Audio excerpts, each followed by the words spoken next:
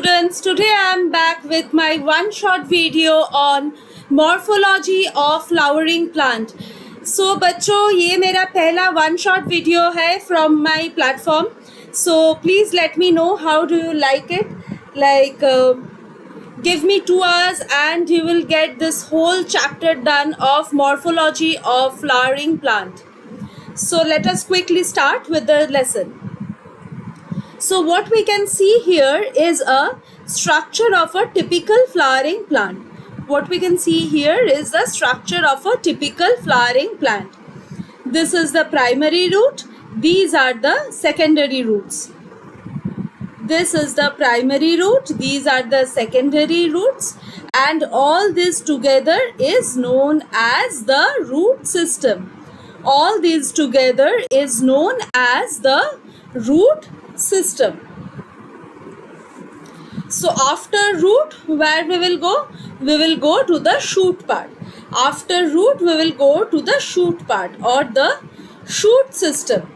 Now what this shoot system has? Shoot system has branches, leaves. There are these axillary buds, and the point from which these branches or stems come out are known as nodes, and the space between two nodes is known as internode. It is known as, if it's not clear,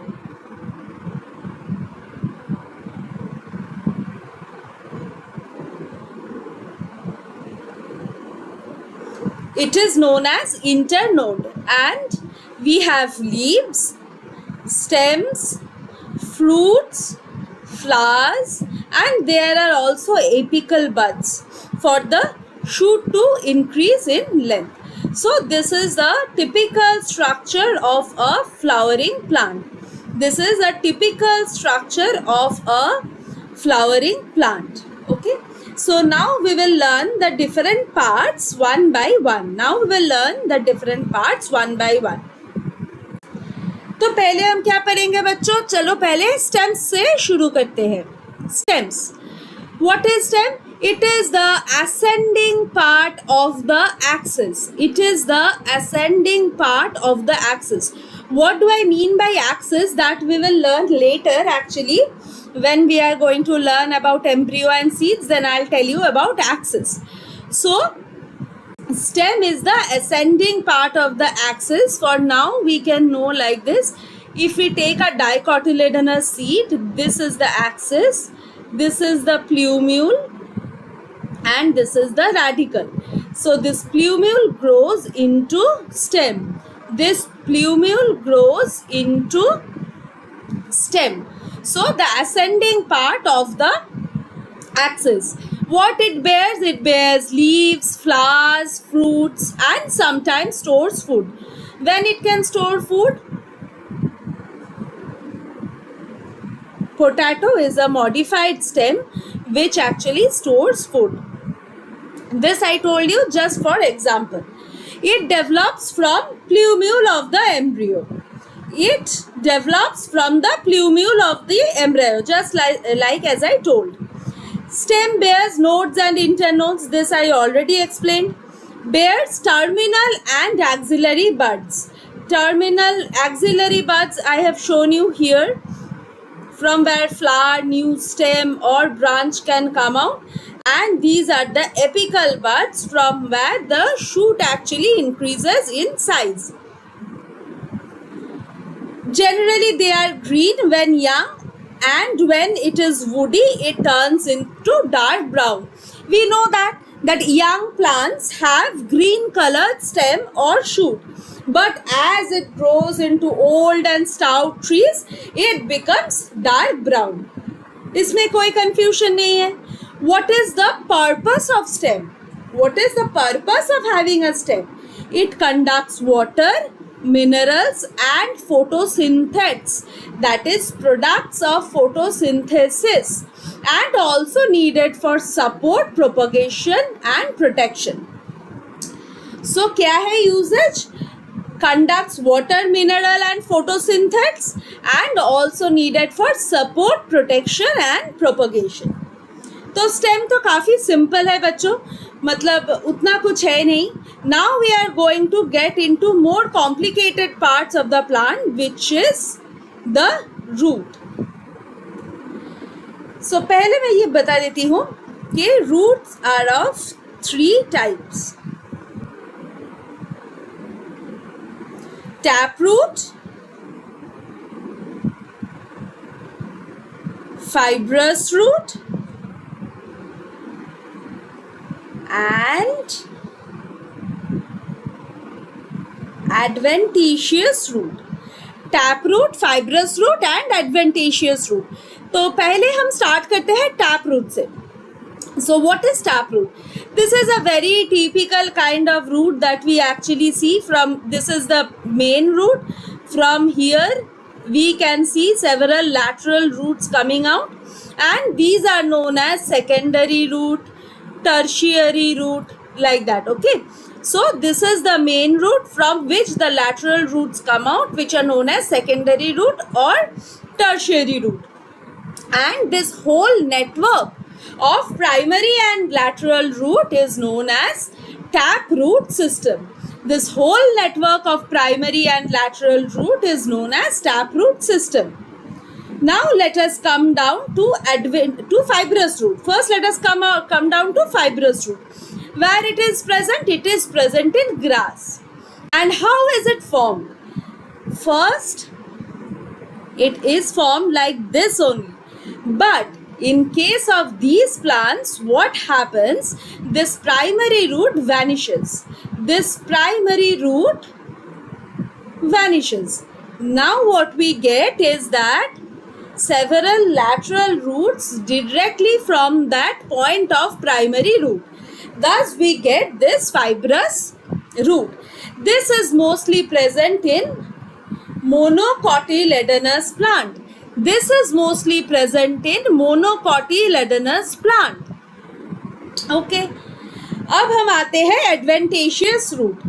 Now there is a trick that we can think of to remember this adventitious root ki what is this, but you have to promise me ki you will not confuse this E with A. Adventitious root gives us some kind of extra advantage, but इस चक्कर में ये E को A मत कर देना. Adventitious root can gives us some extra advantage, and what is that?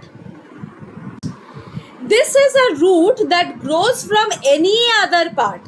This is a root which grows from any other part rather than the radicle.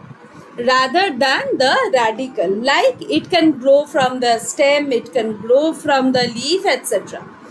For example, in case of banyan tree, we have hanging roots. Why is it required? It is required for support. Hanging root is required for support. In case of mangroves, we have breathing roots. In case of mangroves, we have breathing roots because it is submerged in water. Okay, now it is clear. So we have breathing roots. So these are giving us some extra advantage because what we think, अच्छा चलो root का काम क्या है? It will conduct water and mineral from the soil to the plant, from the soil to the plant. But ये है हमारा extra advantage जो हम ले रहे हैं इन एडवेंटिशियस रूट्स से. ठीक है, तो therefore they are known as adventitious root. Now what are the general functions of root? Absorption of water and mineral, provides anchorage, storing reserve, synthesis of plant growth regulators. Okay, now let us come down to regions of root. Regions of root. So this we will start learning. बच्चों ये मैंने एक mind map करके दिया हुआ है. If you want these ready to read notes and mind maps, you can contact me in my WhatsApp number which is given in the description box. So let's come back to the class. This is the tip of the root. This is the tip of the root, and which is known as root cap, and this is known as root cap. This is a thimble-like structure present at the apex of the root and protects its tender apex as it penetrates the soil. Okay, it protects the root as it penetrates the soil. Now, just after this region is the region of meristematic activity. Just after this region is the region of meristematic activity. Now, what it does? Here the cells are very small, thin-walled, dense protoplasm and very rapidly dividing. Okay, here new cells are produced very rapidly. We are going to understand its significance right now.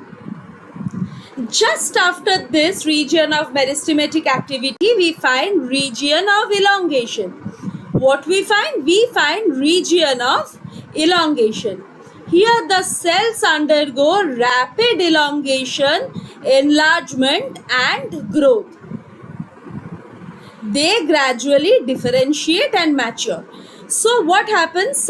New cells are produced here constantly, and then they start elongating, and they push the root. Then they push this apex of the root to penetrate more inside the soil, So this is the region of elongation. Here the cells gradually start differentiating and maturing. So this is the part which is known as region of maturation. It is proximal region to elongation, and root hairs grow in this region. This is a very important part, bache. Okay, what is the importance of region of maturation in the root? Because root hairs grows in this region. This is a very important characteristic feature of region of maturation. Okay, so or in a MCQ it can come like this, ki root hair grows proximal to the region of elongation. The answer is yes. If one of the option is there, root hair grows. Many options are there. One is in the proximal region to region of elongation. Yes, the answer is yes. Okay. अब तुम लोग ये सोचने लग जाओगे कि नहीं वो तो रीजन ऑफ मैच्योरेशन है, उसमें तो रूट हेयर नहीं, रूट हेयर उसी में है, रीजन ऑफ मैच्योरेशन में ही रूट हेयर है. ठीक है, तो this part is very important. Now what is root hair? These are fine delicate thread like structures, grows from epidermal cells and absorbs water and mineral from soil. Okay, तो ठीक है, तो पहले क्या है? First there is root cap, then there is region of meristematic activity, then there is region of elongation. कैसे याद रखें? Root cap is the capping or the covering of the tender part which protects the root from getting damaged while penetrating into the soil. ठीक है, उसके बाद ही क्या है? Region of meristematic activity. Here rapid growth of cells. Cell grow होके क्या करेगा? It will go to region of elongation. Here the cells get matured, elongated and it grows basically. So it is region of elongation. Elongation के बाद क्या होगा? Maturation. So after elongation there is region of maturation and root hair grows in this region of maturation. ठीक है बच्चों, अभी हम चले आते हैं लीफ. Okay, leaf. तो स्टेम खत्म, रूट खत्म. Now what stem bears? Stem bears leaf, flowers, fruits. So slowly we are going to read all those things. So leaf, it originates from shoot apical meristem. It originates from shoot apical meristem, which was this shoot apical meristem, and arranged in acropetal order. Arranged in acropetal order, meaning It is just the opposite of basipetal. It is just the opposite of basipetal. Here there will be older leaves and new leaves will be growing here. Okay. So this is acropetal order. And what is leaf? It is a lateral flattened structure borne on the stem. It is a lateral, that means like this, almost 90 degree to the stem, flattened structure borne on the stem. This develops at the node and bears bud in the axil. Leaves develop from the node. Leaves develop from the node and bears bud. What bud? Axillary bud. Which bud? Axillary bud. Okay. And they originate from shoot apical meristem arranged in acropetal order. Acha, this is again a repetition of the first statement. Sorry. So now leaf is divided into certain parts. Again, this is given in a mind map format.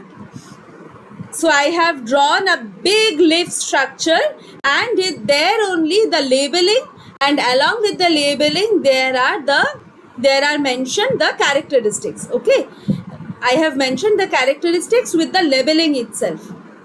So first part of leaf is leaf lamina. Lamina is also known as leaf blade. It is the green expanded part with veins and venules. There is a middle prominent vein which is known as midrib. Veins provide what? Rigidity to the leaf blade. Okay, it helps the leaf to maintain its structural integrity. Okay, these veins. So they provide a rigidity to the leaf blade. They transport water, mineral, food material. They transport water, mineral, food material from the stem to different parts of the leaves. Okay, and also the photosynthesis back from the leaf to the stem. So this is why veins and venules are important. Shape, margin, apex, surface, extent of incision varies largely among plant to plant. So we cannot tell distinctively कि leaf का shape ये होगा, margin ऐसा होगा, serrated होगा, smooth होगा. नहीं, ये हम नहीं बोल सकते क्योंकि it varies a lot from plant to plant. And it bears axillary bud. It bears axillary bud. It also has a petiole. This is the petiole. It actually holds the blade with the stem. It holds the blade with the stem, and it also helps the leaf to flutter in the wind, which actually helps in cooling of the leaf. Okay, क्योंकि leaf में क्या चलता रहता है? Photosynthesis. Photosynthesis actually makes the leaf heated up. So this petiole exposes the leaf to air so that it can get cooled down. Okay, such beautiful mechanism by nature. My God, such beautiful mechanism. So this is the leaf base. This is the leaf base where petiole is attached to the stem. It bears two lateral small leaf-like structure called stipule. These two are the two small leaf-like structure which are called stipule. It attaches the leaf to the stem. Leaf base expands into sheath covering stem partially or wholly in monocotyledonous plant. The leaf base expands into sheath covering the stem partially or wholly in case of monocotyledonous plant. And swollen leaf base is known as pulvinus in legumes. Swollen leaf base is known as pulvinus in legumes. Now let us come to leaf venation. Two most popular leaf venations are reticulate, which we generally see like it emerges from a particular point and radiates towards the periphery of the leaf. And this is the parallel venation, where the veins we can see it runs parallel to each other. Here does it run parallel? No, it meets at a point, that is at the midrib, but here the veins run parallel to each other. So these are two types of venation, reticulate and parallel. Now this image is also the image of a simple leaf. Actually next part is type of leaves, where I have drawn the two types of compound leaves that are formed, but I did not draw the simple leaf once again. So let me teach it showing this image only. So this is a simple leaf. Okay, here the lamina is entire, means the lamina is like complete. There is no incision. In case of compound leaves, what happens? The incision is so high that it reaches the midrib. And we can see serrated leaf. As if different leaves. No, it is a basically compound leaf. So this is a simple leaf, this is a compound leaf. तो ठीक है बच्चों, this is a simple leaf, this is a compound leaf. Now compound leaf can be of several types. Pinnately compound and palmately compound. Pinnately compound leaf is like this. Like they are present in this way, like radiating towards the periphery of the leaf, and this is known as the pinnately compound leaf, where a number of leaflets are present on a common axis, and every leaflet is attached to the throughout this common axis known as rachis. Every leaflet is actually attached throughout this common axis, which is known as rachis. But what happens in palmately compound leaf? Here the leaflets are attached at a common point, that is the tip of the petiole. For example, silk. Here all the leaflets we can see is attaching to a common point, that is the tip of the petiole. Okay, so this is a palmately compound leaf, this is a pinnately compound leaf. Its example is neem and its example is silk. So now let us go to phyllotaxy. What is phyllotaxy? It is basically arrangement of leaves. Phyllotaxy is arrangement of leaves on the stem. It can be alternate. Alternate is, we see very simply, here there will be one leaf, here there will be one leaf. Again here there will be one leaf, again here there will be one leaf. So this is alternate type of phyllotaxy. Here single leaf arises at each node. This is one node, this is one node. Therefore a single leaf arises at each node. But in opposite, what happens? See, in this node, both the leaves are coming out from this single node.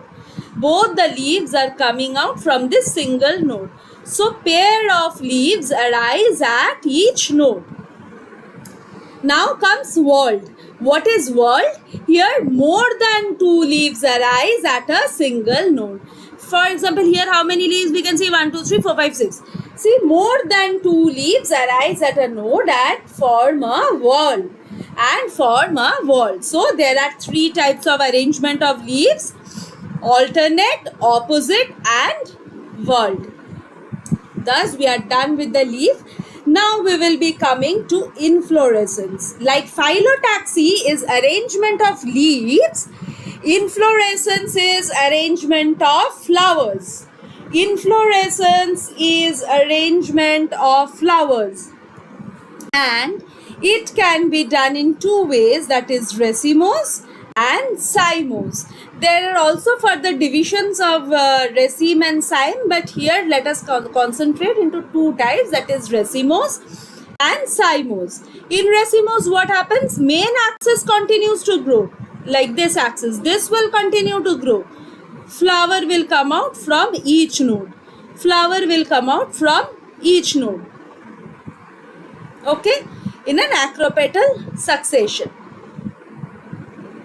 But in case of cymose, what happens? In case of cymose, the main axis only terminates into a flower. The main axis terminates into a flower, and this axis has a limited growth. Now another lateral stem will grow and again it will terminate into the flower. Okay, so the axis itself terminates into a flower. So this is called as cymose, and here the flowers are borne in basipetal order. Here the flowers are borne in basipetal order.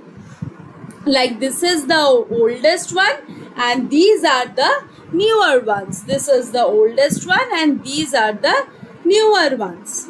Okay, but here it is grown in an acropetal manner. In racemose it is in an acropetal manner.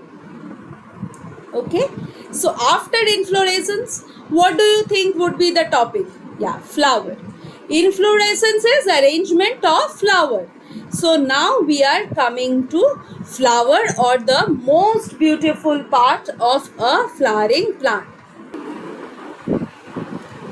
So now let us talk about flower. This is the reproductive unit in angiosperm. This is the reproductive unit in angiosperm. In last chapter when I was teaching you angiosperm, I told that we will come into the detailed reproductive features in the next chapter and in my next lecture. So as promised, flower is the reproductive unit in angiosperm. So let us go through quickly through a structure of flower. This is the pedicel or the stalk of the flower, and this green part is calyx.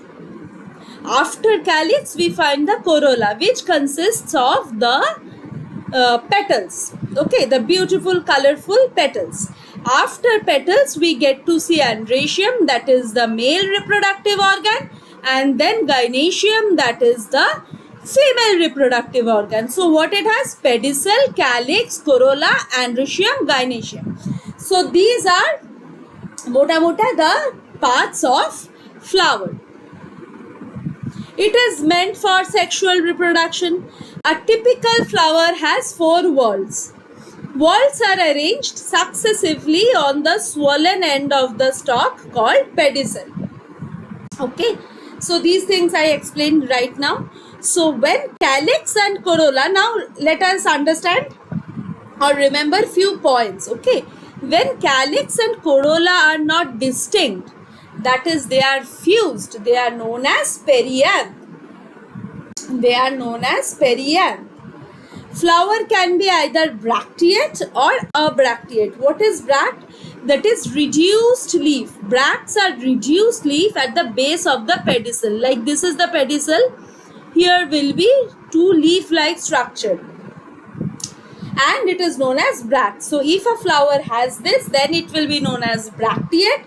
If a flower does not has it, then it will be known as abracteate. Okay? Now whorls of the flower. Now we will be coming to whorls of the flower. What did I tell? The outermost layer? Outermost layer is the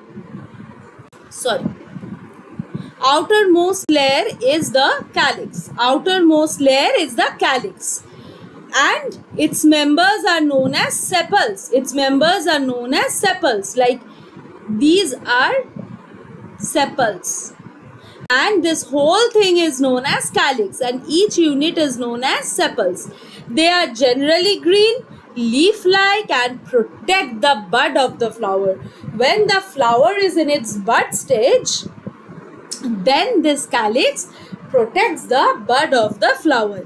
United sepals are known as gamosepalous, that is when they are fused with each other, and free sepals are known as polysepalous. Okay, when they are free like this, then they are known as polysepalous. If they are united, they will be known as gamosepalous. So the next beautiful whorl of the flower, that is corolla. The next beautiful whorl of the flower is corolla, and it is composed of petals. It is composed of petals, and they are usually bright colored. Why they are bright colored? Because they are used to attract insects for pollination. Mind it, flower is used for sexual reproduction. So for sexual reproduction, we need pollination, and one of the most important pollinating agent in the plant kingdom is insects. So these bright colored petals are used to attract insects for pollination. I told you, nature is beautiful. Again, like sepals, united petals known as gamopetalous, free petals known as polypetalous. Corolla may be tubular, bell-shaped, funnel-shaped, wheel-shaped. Tubular meaning the petals are like this, like in Datura and all these things. It can be funnel-shaped. Funnel-shaped, example, hibiscus can be thought of. Wheel-shaped, though we find a lot. Wheel-shaped flowers are like our childhood drawing of flowers, wheel-shaped flowers. So we get a lot of examples from this wheel-shaped flowers. So corolla can be of various shapes. Okay, a flower may be trimerous, tetramerous, pentamerous when the floral appendages. What are the floral appendages? This is a good term for the word petals. Nothing. Okay, don't get confused. Floral appendages is petals. When the number of petals are 3, 4 or 5, we call the flower to be trimerous, tetramerous or pentamerous. Okay. So this is the word called corolla. Now here, petal can be arranged in several ways and it is known as estivation. Arrangement of petals is known as estivation. Arrangement of leaf, phyllotaxy. Arrangement of flower, inflorescence. Now comes arrangement of petals, which is estivation. Acha, by the way, it can be of petals and sepals both. Okay, arrangement of petals and sepals both. So first is valvate. Valvate is the easiest form. What happens in valvate? Sepals or petals in a whorl just touch one another at the margin. That is, they are not overlapping. They are not overlapping. They just touch the whorl. They just touch each other at the margin. Okay, for example, phallotropis. Now this is twisted. Next estivation is twisted, and here we can see overlaps. Here we can see overlaps. Here margin of one appendage overlaps that of the next one. So what is appendage? In case of calyx it is sepals. In case of flower it is petals. So floral appendage is nothing in calyx. In case of calyx it is sepals. In case of flower it is petals. Here margin of one appendage overlaps that of the next one. So it is known as twisted. Now comes imbricate. What is that? Here margin of sepals or petals overlap but not in a particular direction. Like we can see there is some overlapping here, but here there is a double overlapping. Here there is a single overlapping. Again here both the sides are towards the inside of these two floral appendages. Okay. So it does not maintain any particular orientation. This is known as imbricate. And now comes vexillary. What happens in vexillary? In case of vexillary estivation, there will obviously be 5 petals. In case of vexillary, there will obviously be 5 petals. And the largest one, that is this one, overlaps the 2 lateral petals. That is these two. 2 lateral petals are known as wings, which in turn overlaps 2 smallest interior petals called as keel. Okay, called as keel. So this is known as wing, this is known as keel. This will obviously have 5. This is the largest one. Largest one will overlap the 2 this plate like petals known as wings, and they will again overlap these 2 smallest anterior petals known as keel. So this is end of corolla. Now we will be coming to our next whorl, that is androecium. Our next whorl is androecium. These are composed of stamens. Like calyx are composed of sepals, corolla are composed of petals, androecium is composed of stamens. Androecium is composed of stamens. Stamen consists of stalk, filament, anther. Okay, stalk, filament, and anther.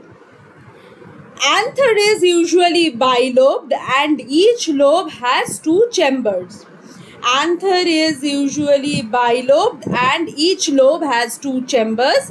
These two chambers are known as pollen sacs. These two chambers are known as pollen sacs. Pollen grains are produced in these pollen sacs. Pollen grains are produced in these pollen sacs. Sterile stamen is known as steminode. Sterile stamen is known as steminode. Now what happens? Epipetalous. What is epipetalous? When stamens are attached to petals, then it is known as epipetalous. That phenomena where stamens remains attached to the petals are known as epipetalous. What is epiphyllous? When stamens remains attached to perianth, for example in lily. What is perianth? Perianth is that condition where sepals and petals cannot be distinguished.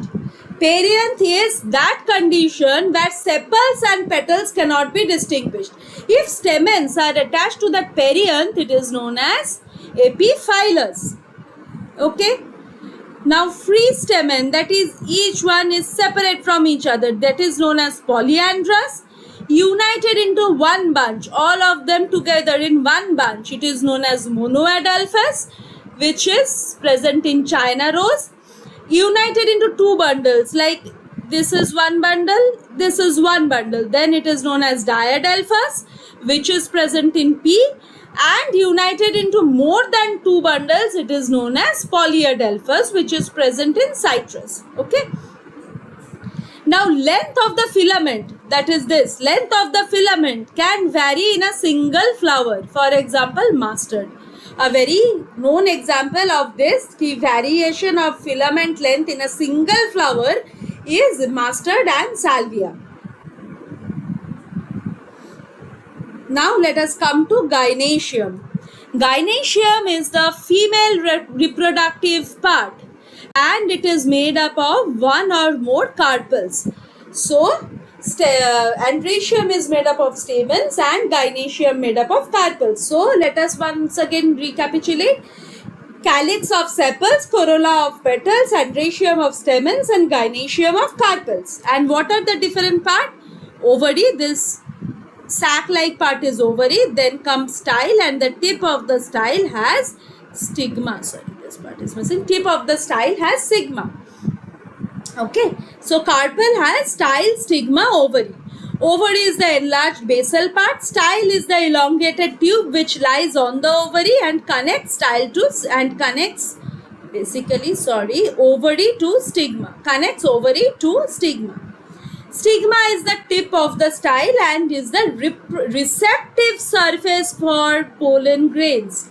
Stigma is basically the receptive surface for the pollen grains. Each ovary has one or more ovules attached to the placenta. Each ovary has one or more ovules attached to the placenta. Okay. Now again we are going to go through some terms. Free carpel, apocarpus. Fused carpel, syncarpus. Apocarpus is present in lotus, rose. Syncarpus example is mustard. Okay. So post fertilization, what happens? Ovules convert into seed and ovary into fruit. Post fertilization, ovules get converted into seed and ovary into fruit.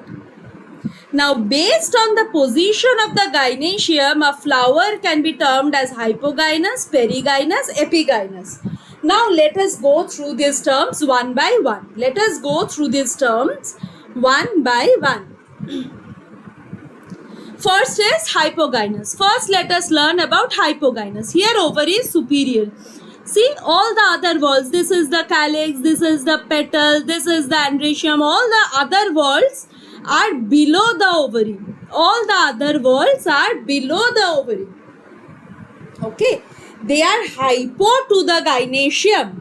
So this plant is known as hypogynous. When all the other floral whorls are hypo to the gynoecium, then the flower is known as hypogynous.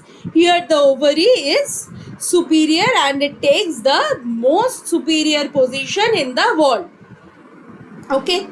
Now we come to perigynous. What happens here? Gynoecium is in center and rest of the walls, actually this is a 2D structure. For example, the petal will also start from here, sepal will also start from here, and androecium will also start from here. So mostly all the other whorls are located on the rim of this thalamus, almost at the same level. Here the ovary is known as half inferior, for example plum, rose, peach. Okay. Now let us come to epigynous. What happens in epigynous? Here ovary is hypo to all the other whorls of the flower.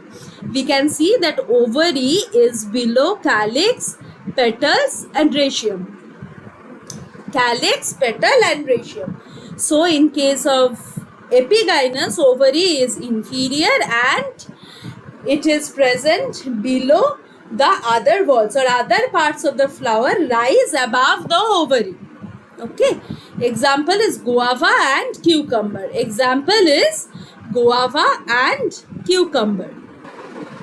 Now what I told you in my previous part, that ovary is a sac with many ovules, with multiple ovules.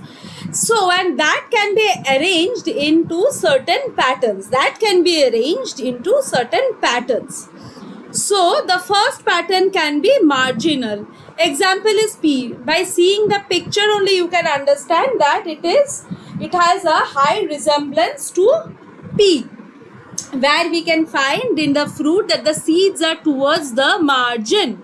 Here placenta forms a ridge along the ventral structure of the ovary and ovules are borne on that ridge.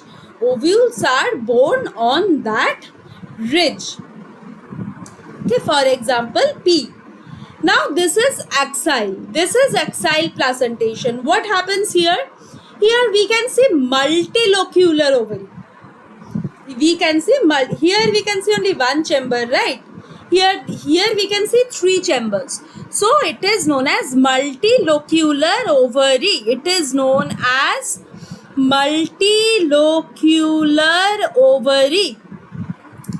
And here the ovules are present in the multilocular ovary. And this type of placenta is known as axile placenta or axial placenta. Now the next one is parietal. Or parietal type of placentation. Here the ovules develop on the inner wall of the ovary. And ovary is one chambered but becomes two chambered because formation of a false septum. Example is mustard and argemone.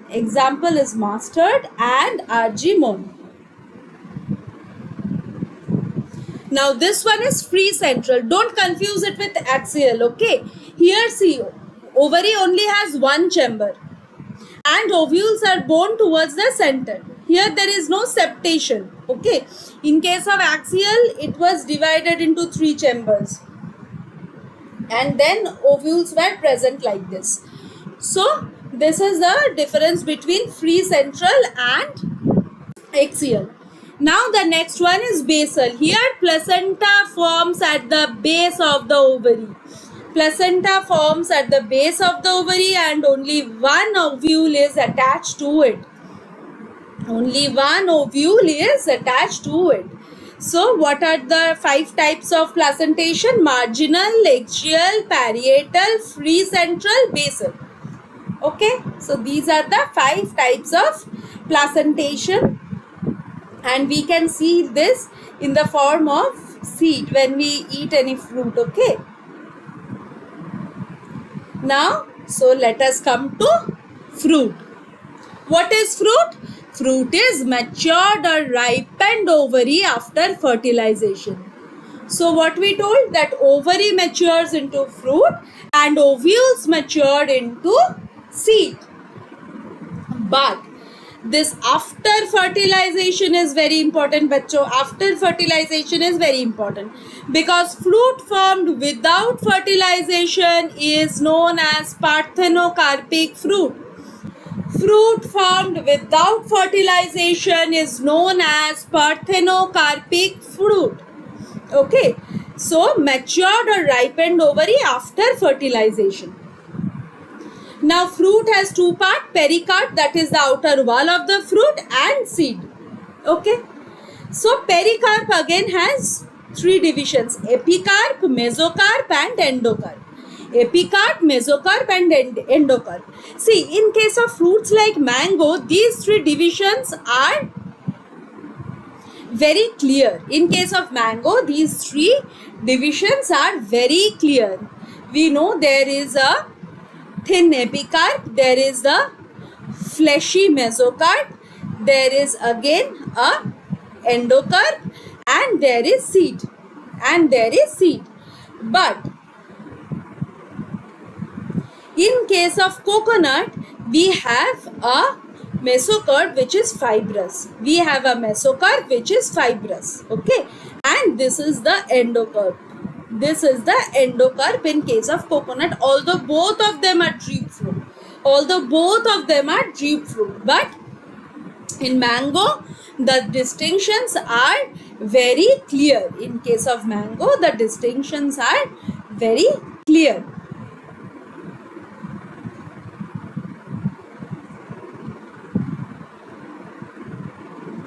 So fruit has what? Outer membrane and then seed. So now let us come to seed. Seed has what? Seed coat plus embryo. And embryo has radical, embryonal axis and one or two cotyledons. Either it can be a single cotyledon or it can be a dicotyledon. So this is the axis which I was telling in the first part of the video, that is root. Root is the, no, I told it in case of stem, I think. It is the ascending part of the axis. So what is axis? Axis is this embryonal axis. Therefore seed has seed coat plus embryo. Embryo has radical, embryonal axis and one or two cotyledons. So first let us start with dicotyledonous seed. This is the seed coat. Seed coat again has two parts. Outer part is known as testa and inner part is known as tegmen. Seed coat has two parts, testa and tegmen. Okay, and it has hilum. It has a structure called hilum. What is that? It is a scar on the seed coat through which developing seeds were attached to the fruit. It is a scar on the seed coat through which developing seeds were attached to the fruit. And there is micropyle, which is a small pore just above the hilum. Here is the micropyle. Okay. Now let us see a cross-sectional picture, which is, see, these are the two cotyledons. This is one cotyledon, this is another cotyledon. And there is this plumule from which shoot comes out.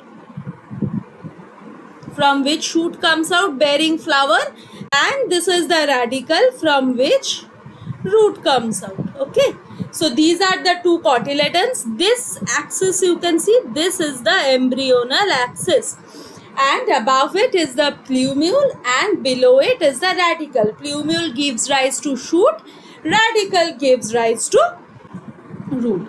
So this is the structure of dicotyledonous seed. Now endosperm is present in some seeds. Endosperm is present in some seeds because of the fertilization. What is endosperm? It is a food storing tissue. What is endosperm? It is a food storing tissue. And those seeds which has endosperm is known as endospermic seed. Seeds having endosperm is known as endospermic seed, known as cluster. And seeds where there is no endosperm is known as non-endospermous seed, which is pea, gram, bean, etc. Okay. Now let us come to monocotyledonous seed.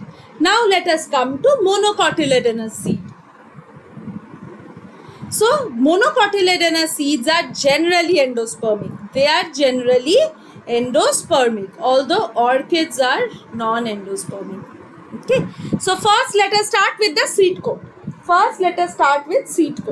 So this is the seed coat or fruit wall, membranous and generally fused with the fruit wall. Seed coat is generally fused with the fruit wall. Just below this layer of seed coat is aleuron layer. This is the aleuron layer. What is this? This is outer covering of endosperm, which is proteinaceous layer and which separates the embryo. This aleuron layer is basically covering of the endosperm, which is proteinaceous in nature and separates the embryo. Now let us come to another thing, which is endosperm. Just below aleuron layer will be the endosperm, obviously, because aleuron is a covering sheath of endosperm. Aleuron is a covering sheath of endosperm and it can separate the embryo. And endosperm is generally bulky. We can see that large part of the seed is covered by endosperm and it can store food. Okay. Next we are coming to scutellum. Scutellum is what? This is one large shield shaped cotyledon. Scutellum is one large shield shaped cotyledon. Within cotyledon, what are the things present? Coleoptile. Coleoptile is the sheath enclosing the plumule. Within cotyledon, there is a coleoptile. Coleoptile is a sheath enclosing the plumule. Let me go down. And there is coleorhiza. Coleoptile and coleorhiza. Coleorhiza is a sheath enclosing the radicle. Coleorhiza is the sheath enclosing the radicle. And beneath this coleoptile and coleorhiza are the plumule and radicle. Okay, so this is the structure of a monocotyledonous seed. Here we can see that inside this scutellum there is the embryo, which is small and situated in the groove at one end of the endosperm. It is present at one end of the endosperm.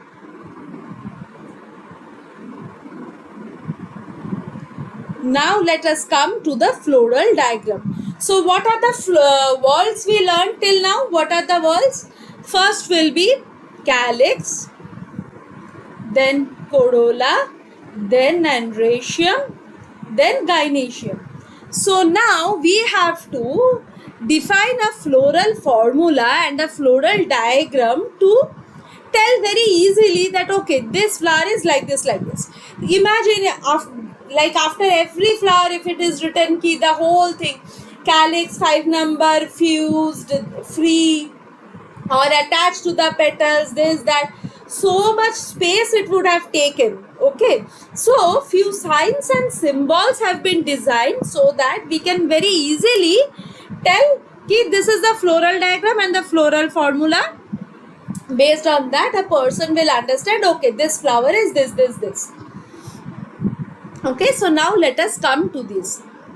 BR stands for bracteate. You remember bracteate? Those small reduced leaves at the base of the pedicel. Small reduced leaf at the base of the pedicel. So this is bracteate. K stands for calyx. Calyx is made up of green sepals. Remember? Now C stands for corolla. Corolla is what? The wall made up of bright colored petals used to attract insect. Go, very good. If perianth is present, like these two are not distinct, if perianth is present, then it is understandable by the code word P, by the code letter P.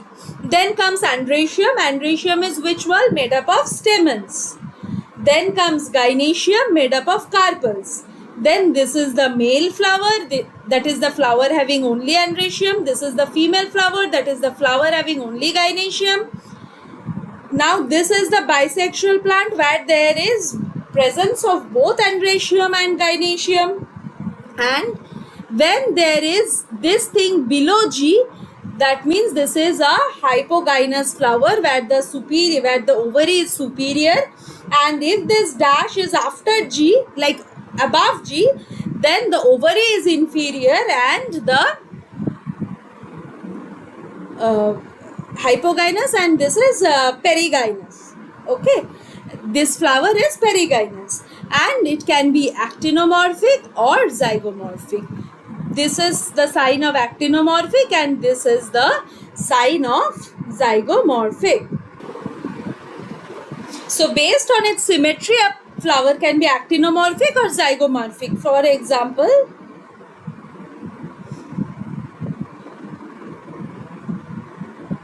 this flower, it can be divided into any plane and it will show a symmetry. So, it can be divided across any plane and it will show symmetry. So this is an actinomorphic flower. This is an actinomorphic flower, like this. This gives symmetry, this will give symmetry, this will give symmetry, this will give symmetry. And zygomorphic is only through one plane it will give symmetry. Only through one plane it will give symmetry. For example, these two petals are smaller, these two petals are larger. Now, if it is done like this, then it will give symmetry. One small, one large, one small, one large. But if it is cut through this plane, then here there will be two small petals in one side and two large petals in other side. So, it won't have the symmetry. Correct, bachcho? Samajh mein aaya? So, this is actinomorphic, this is zygomorphic. Now comes fusion. When it is enclosed within bracket, it is shown fused. Okay, like gamosepalous, gamopetalous. Okay, so and this line when it is drawn, for example, if a line is drawn above these two symbols, that means calyx and corolla are fused. That means calyx and corolla are fused like this. Okay. But this is not P. Now don't get confused. Sorry. Let me show this example with corolla and androecium. This is fused. Okay. Perianth is where calyx and corolla are not distinct. They are as if a single entity. And this is kind of fused. Okay. So let's be clear with our concepts. Now this is a floral formula of mustard.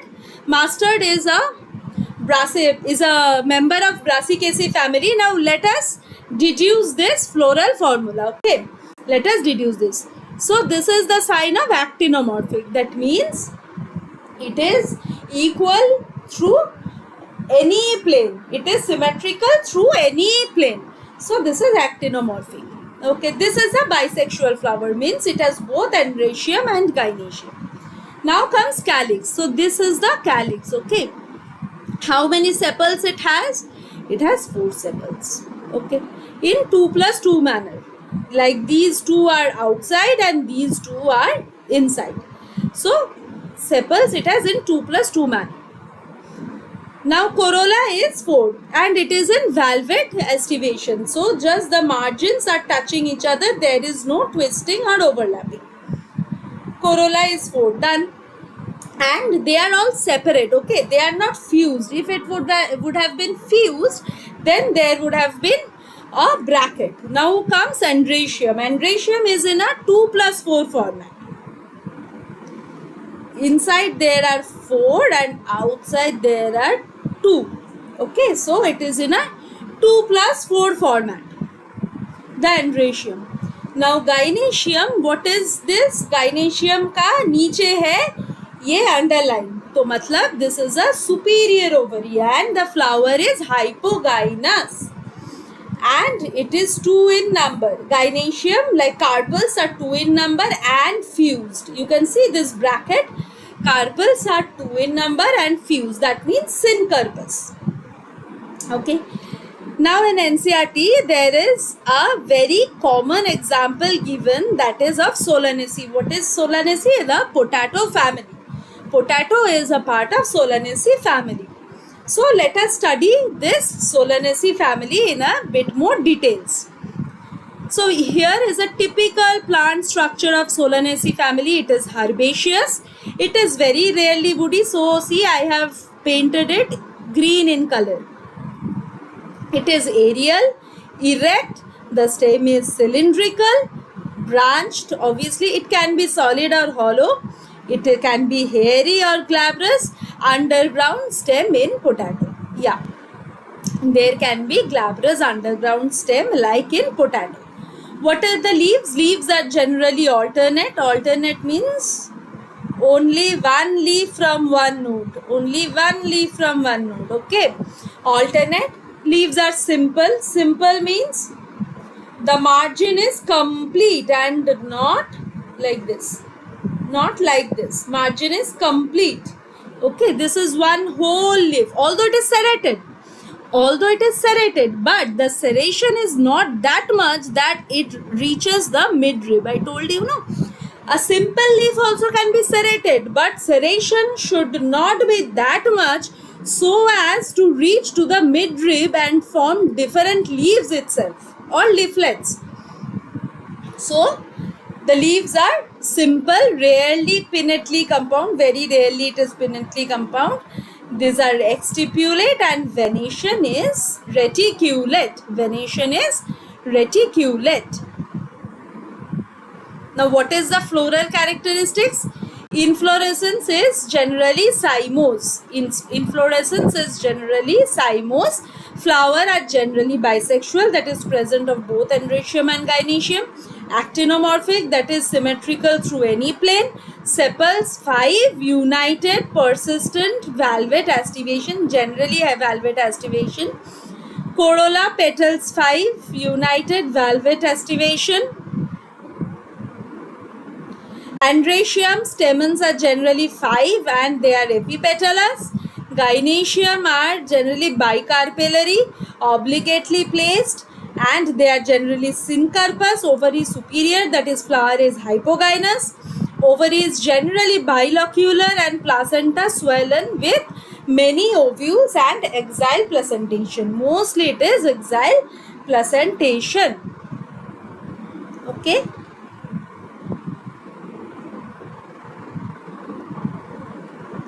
Fruits are generally berry type or capsule type. Seeds are many and endospermous. Seeds are many and endospermous. Now let us see the floral formula. It is actinomorphic, bisexual. Calyx means sepals are 5 in number and fused with each other. Okay. And this is the thing that I was showing. See. What we learned, androecium is epipetalous. Androecium is epipetalous. That means stamens are fused with petals. Stamens are fused with petals. Carpel 5 means there are 5 petals. Androecium stamen also is 5 in number, generally fused with the petals. Gynoecium is, the flower is hypogynous, that is ovary is superior. They are generally bicarpellary. We can see here 2 and fused. That is syncarpous. Okay. We can quickly check through this floral diagram. We can see here 1, 2, 3, 4, 5 sepals. 1, 2, 3, 4, 5 petals. 5 androecium and see 5 stamens. 5 stamens which are fused with the petals. 1, 2, 3, 4, 5. Okay. Now it is bicarpellary, bilocular ovary. Okay. Bilocular ovary and also bicarpellary, and it has many ovules which are generally axial in orientation, and the placentation is axial placentation. Okay. What is the economic importance? Food, we know tomato, brinjal, potato, all are very famous plants of Solanaceae. In case of spice, it is chili. In case of medicine, belladonna, ashwagandha. Ashwagandha is very important member. Fumigatory, tobacco, ornamental, petunia. Petunia, I think we all have in our home as a very famous gardening plant. So today I am ending my one short video on morphology of flowering plants. Like next I am going to come up with more anatomy of flowering plants, which I guess again is going to be a one shot video. And if you like the one shot video, then also please comment. But please comment. I'm not understanding whether I have to make part by part videos or one shot videos are helpful for you. So till then, thank you. Happy learning. Bye bye. Thank you.